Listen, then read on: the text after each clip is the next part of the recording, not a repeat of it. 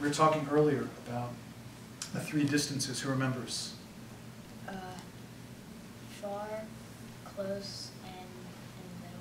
Right, far, close, middle, okay? And we were saying that what's the safest? Far. Far, and the second safest? Close. And the most dangerous? Middle. Mid, right, for me and for him. Mid's dangerous for me because mid means that he's got some posture. He's working towards posture, which means my guard can open and he can pass. Mid's dangerous for him because on his way to the pass, that's when I'm looking for my attacks.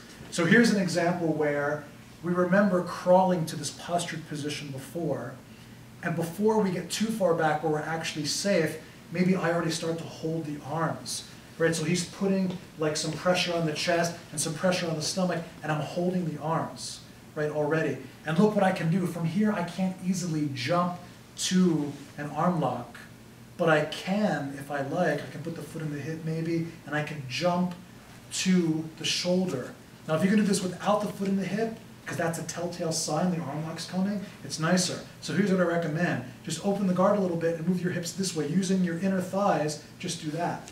And that's all. It's like a quarter, of a movement, right? Just a little shift. Boom. And then look, I'm going to jump my legs over the shoulder here. Okay? That's all. I'm going to just jump them over the shoulder here. And now look, from this position, if I keep my hips inactive, what's he going to do? Right? He can easily push me up, or he can push himself free by just sitting down and walking the arms back. And that's it. It's going to be very hard for me to move. So, and it's going to be very easy for him to stack me too, even with the arm inside. Right? He can walk forward and he can stack me up because I'm overcommitted to holding onto the shoulder. What I need to do then to keep him from stacking me is, as soon as I jump and catch the shoulder, put the hips up. Now it's harder for him to move forward. Right, go ahead, you can try and move forward. It's harder for him to move forward. And when I see that there's a little exhaustion there, look, I just pass the leg over the head. Both hands go to the wrist, this heel extends, and I finish. Okay? So this is called the shoulder catch arm lock. And it's a nice way to set the arm lock from a greater distance, right? The first arm lock we did came off of the choke when we were very close range. Now we're mid-range, on the way to far. Whoever gets to far first wins, meaning if he gets to posture, I'm much more likely to be passed. And if I get the attack in the mid-range before we get there, then I'm better off, right? So here we are, and he's about mid-range, and I'm holding maybe like this or like this. It's nicer though if you can have the elbows and the sleeves. And as he starts to move right away, I just move my hips and then catch.